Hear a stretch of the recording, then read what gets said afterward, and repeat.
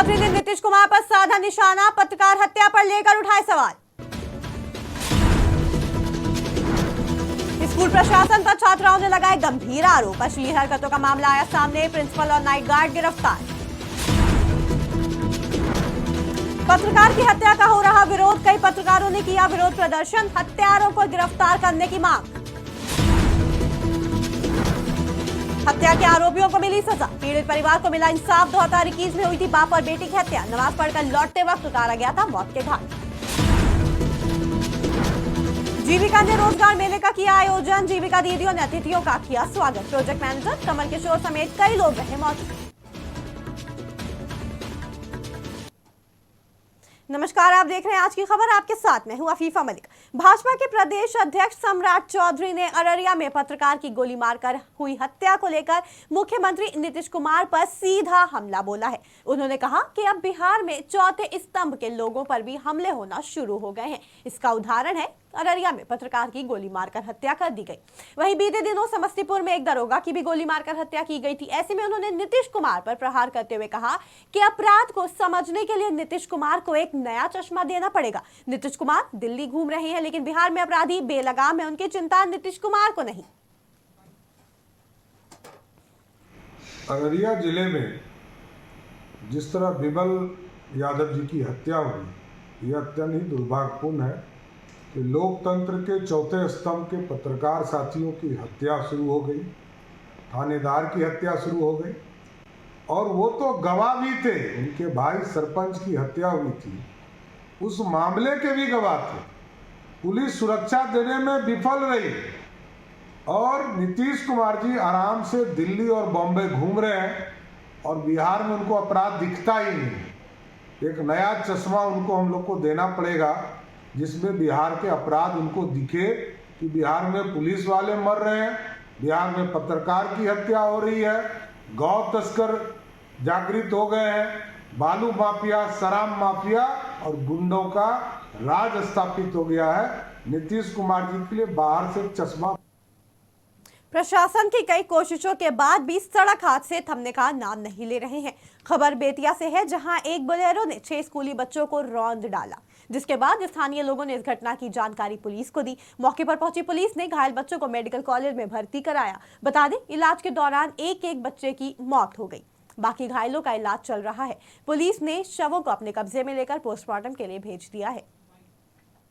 ये मछली लोग पहले मरती शुरू की है, वहीं पे हम लोग को सूचना मिला कि घटना एक्सीडेंट हो गया है, तो हम लोग गए थे। 2 बच्चे को डेथ कर चुके थे और 3 घायल थे। इसको हम लोग 112 वाले हैं लेके आके हॉस्पिटल ले आए।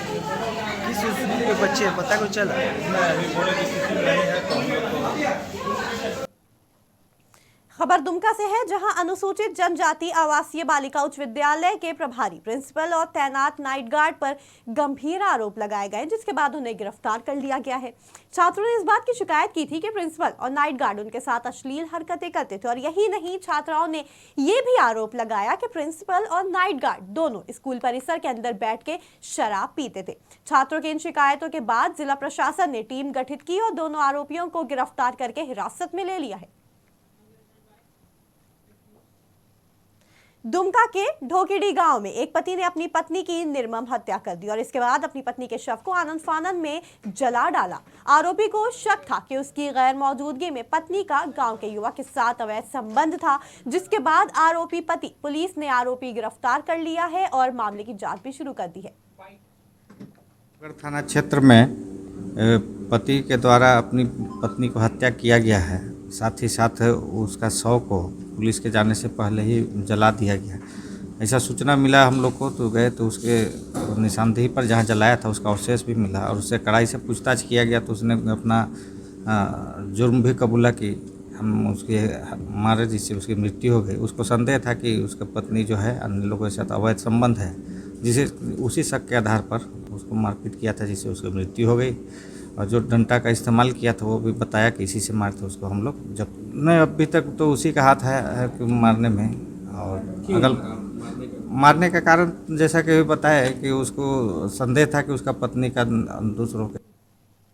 गया में आजादी के अमृत महोत्सव के उपलक्ष्य में दीनदयाल उपाध्याय में जीविका ने रोजगार मेले का आयोजन किया गया। मेले का विधिवत उद्घाटन संयुक्त रूप से दीप प्रज्वलित कर किया गया। वहीं मुख्य अतिथि के रूप में प्रोजेक्ट मैनेजर कमल किशोर समेत कई लोग मौजूद रहे, जिनका जीविका दीदियों ने सभी अतिथियों का स्वागत किया। इस मौके पर कमल किशोर ने जीविका के कार्यों की प्रशंसा करते हुए कहा कि जीविका द्वारा महिलाओं को स्वावलंबन एवं रोजगार जोड़ने का कार्य कर रही है।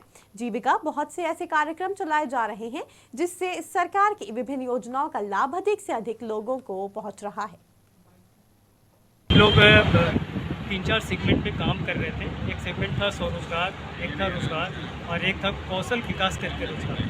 ये 3 सेगमेंट में हम लोग काम कर रहे हैं। इसमें हमारे साथ बहुत सारी कंपनियां काम कर रही हैं। और इसमें RCT के माध्यम से हम लोग स्वरोजगार के में उनको रोजगार की तरह ट्रेनिंग देकर बहुत सारी विद्यता है, 42 विद्यता के ऊपर ट्रेनिंग देकर उसके बाद उनको स्वावलंबन की ओर भेजते हैं। इसके बाद हम लोग बहुत सारे डायरेक्ट प्लेसमेंट में यहाँ कंपनियाँ बुलाई हुई हैं, जैसे शिव शक्ति फर्टिलाइजर्स है, नवभारत फर्टिलाइजर्स है। ये लोग बिहार में नौकरी देते हैं। इसके अलावा हमारे पास है वेलस्पून, एक बहुत बड़ी कंपनी है, वो भी आज यहाँ पे शिरकत की हुई है। इसके अलावा आपके पास ईकॉम एक्सप्रेस है, L&T है, टाटा की कंपनियाँ हैं और इन्फो वैली एक ऐसी कंपनी है जो महिलाओं को बहुत ही पायलट के क्षेत्र में, केबिन क्रू के क्षेत्र में आप वहाँ पे नौकरी दे रही हैं। लड़कियाँ वहाँ पे काफ़ी अच्छा अभी 20 से 25 हज़ार के प्लेसमेंट। किशनगंज शहर में स्थित गांधी चौक में एलजेपी कार्यकर्ताओं ने कैंडल मार्च निकाला। ये मार्च लोक जनशक्ति पार्टी जिला अध्यक्ष हबीबुर रहमान की अध्यक्षता में निकाला गया। बता दें, अररिया रानीगंज में एक पत्रकार और पुलिस विभाग के थाना अध्यक्ष को भी गोली मारकर हत्या कर दी गई थी। मामले को लेकर लोजपा द्वारा बिहार में राष्ट्रपति शासन लगाने की मांग की जा रही है। जिला अध्यक्ष ने बताया, जैसे निकटवर्ती राज्य बंगाल में लोकतंत्र की हत्या हो रही है, वही हाल बिहार का हो गया है। देखिए, इस सरकार सभी तरह से विफल है। इसका जीता जाता सबूत आपके सामने में है कि जिस तरह आए दिन गरीब मजदूर, बिजनेसमैन जिस तरह हत्या हो रही थी और बीच में अभी हाल ही में आज भी हमारे देश के चौथे स्तंभ में इसका जगह है कि गरीब गुरबों का आवाज़ उठाना और हक के लिए लड़ाई करना और उस व्यक्ति को भी इन्होंने हत्या करवाने का काम किया है। इसीलिए हम लोग कहते हैं ये हत्यारे सरकार है। इसका विरोध में हमारे राष्ट्रीय अध्यक्ष माननीय चिराग पासवान जी 2020 से ही आए दिन सभी जगह में पूरे बिहार में हर एक जिला में जा करके लोगों से मिलना और हर समस्या का समस्या में जाके खड़ा होना, हर दुख में जाके खड़ा होना हमारे राष्ट्रीय अध्यक्ष जी का ये पहला प्राथमिकता रहा। और जिस तरह का जंगल राज 2 का आगाज हो चुका है, इसमें से कहीं से कोई छुपाने वाली बात नहीं है। इस सरकार में जो शासन प्रशासन जो हमारे सुरक्षा के लिए बॉर्डर में और हमारे शहर का सुरक्षा के लिए खड़े रहते हैं और उस व्यक्ति का भी अगर उस शासन प्रशासन और अधिकारी का भी हत्या हो जाए, इसमें हमको नहीं लगता है कि सरकार कहीं से सफल है। ये विफल का सरकार है। जंगल झारखंड के लातेहार जिला के निवासी कोयला कारोबारी और भाजपा नेता राजेंद्र प्रसाद साहू की हत्याकांड की जड़ में पैसे को लेकर विवाद था। उग्रवादी संगठन TSPC ने एक प्रेस विज्ञप्ति जारी कर इसका खुलासा किया है। हालांकि पुलिस को भी इसका अंदेशा था कि इस हत्याकांड में उग्रवादी संगठन सम्मिलित हो सकता है। मुंगेर कच्ची कावड़िया पथ पर कई तरह के कावड़िया और लोग नजर आते हैं। ऐसा ही एक युवा बलराम सेन है जो राजस्थान के जिला झालवाड़ का रहने वाला है। बता दें, यात्रा के 83वें दिन में बामधाम देवघर से दर्शन कर कच्ची कावड़िया पथ होते हुए मुंगेर जिला के तारापुर पहुंचा, जहां लोगों ने उसका जोरदार स्वागत किया। वहीं देश कल्याण और महाकाल में अपनी असीम आस्था को लेकर युवक 22 मई 2023 से उज्जैन के महाकाल से 1 साल पैदल यात्रा पर निकला है और देश के चारों धाम सहित 12 ज्योतिर्लिंग का दर्शन करते हुए 22 मई 2024 को केदारनाथ तक का सफर पूरा किया जाएगा। का कोई न कोई दृढ़ निश्चय होता है। जैसे कि छोटा बच्चा होता है तो उसको दूध की लालसा होती है, इसी प्रकार हर इंसान को किसी न किसी चीज़ की लालसा होती है। इसी प्रकार मेरे अंदर भी जब ऐसी कोई लालसा उत्पन्न हुई, ऐसा कुछ दृढ़ निश्चय मेरे दिल के अंदर जगा, भाई देश के प्रति कोई जज्बा जगा, तो मैं ये यात्रा के लिए निकला हूँ। नहीं, मेरे को अभी तक 87 दिनों में कोई प्रॉब्लम नहीं हुई, कोई दिक्कत नहीं हुई। मेरा जो भी है, जैसा भी मैं आपके सामने हूँ, अभी तक मेरे पैर के अंदर एक खरोच नहीं है या मेरे शरीर के अंदर एक खरोच नहीं है। मेरा तहे दिल से लोगों ने स्वागत किया है, लोगों ने काफ़ी मेरे को अच्छा रखा है। मेरे घर जैसा माहौल मेरे को यहाँ मिला है, बहुत अच्छा लगा मेरे को। मैं धन्यवाद देता हूँ सभी लोगों को। नहीं, बहुत बढ़िया सहयोग मिलता है। जैसे भी जिस प्रकार से लोग खाने से, पीने से, उठने से, बैठने से, पैसे से, हर प्रकार का सहयोग जो लोग करते हैं। नालंदा जिले में अलग अलग क्षेत्रों में 2 लोगों की मौत हो गई। पहली घटना नरुसराय के भकरी गांव में घटी, जहां आकाशीय बिजली की चपेट में आने से एक व्यक्ति की मौत हो गई। वहीं दूसरी घटना गुनावा गांव में घटी, जहां पानी में तैरता हुआ एक शव ग्रामीणों ने देखा। घटना के संबंध में मृतक के भाई का आरोप है कि मृतक की पत्नी का किसी से अवैध संबंध था और इस हत्या के पीछे मृतक की पत्नी की आशंका जताई जा रही है। वजह यही है कि घटना के पीछे हमारा भाभी का हाथ है। जैसे कि हमारा भाभी किसी और से संबंध लाड़ा लाड़ी किया और बोला कि हम इसको मरवा दें तालाब के पास का सिर देते यहाँ हुआ था। इसमें रस्सी था और इसमें गमछा, मालूम नहीं है कौन किया होगा। हमारा शक है भाभी। खबर नालंदा से है, जहां भगवान Mahavir institute of medical science अस्पताल का अल्ट्रासाउंड विभाग के कर्मियों ने ही मेडिकल की पढ़ाई कर रहे MBBS विद्यार्थियों पर अल्ट्रासाउंड रूम में घुसकर मारपीट और गाली गलौज की, साथ ही तोड़फोड़ भी की गई, ऐसा आरोप लगाया गया है।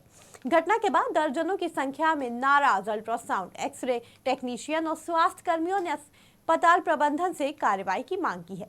इस घटना के बाद अल्ट्रासाउंड बंद हो जाने के कारण दूर दराज से आए सैकड़ों मरीजों को अल्ट्रासाउंड कराने के लिए प्राइवेट लैब का आरोप करना पड़ा। प्राचार्य PK चौधरी ने बताया कि CCTV फुटेज भी देखी जा रही है, जिसके बाद ही पता चल पाएगा कि असल जिम्मेदार कौन है। साथ ही मामले की जांच पड़ताल भी शुरू हो गई है। यहाँ तो सब लाइन में लगे हुए थे। और एकाएक मेडिकल का छात्र आए। बाद में पता चला कि मेडिकल का छात्र है। और अल्ट्रासाउंड में जो लोग थे, यहाँ आकर के मारपीट, तोड़ फोड़, फेंक बीक सब पूरा काफी हंगामा खड़ा हो गया यहाँ। सुबह एक्चुअली ये घटना कल की है। कल उन्होंने एक अटेंडेंट को लेके अल्ट्रासाउंड कराने के लिए हमारे विभाग में आए, बिना कोई एप्रॉन और बिना आई कार्ड के। गार्ड के द्वारा रोके जाने पे भी नहीं रुके, डायरेक्ट हमारे पास आए। फिर भी उनका पेपर ले लिया गया। 10-15 मिनट में अल्ट्रासाउंड हो गया। जाते जाते गाली गलौज करते गए और धमकी देते गए कि बाहर निकलो, तुम्हें मारेंगे, देख लेंगे हमारी क्या औकात है। और आज 30 से 50 की संख्या में आए। हम अपने काम में मग्न थे, अल्ट्रासाउंड की एंट्री कर रहे थे। हम पे हमला बोले, मारपीट किए। बीच बचाव के लिए महिला कर्मी आई, उनके साथ भी मारपीट की गया और बदतमीजी की गई। सारे सामान क्षतिग्रस्त। बिहार की खबरों में फिलहाल इतना ही। जुड़े रहें आज की खबर के साथ ताज़ा तरीन खबरों के लिए।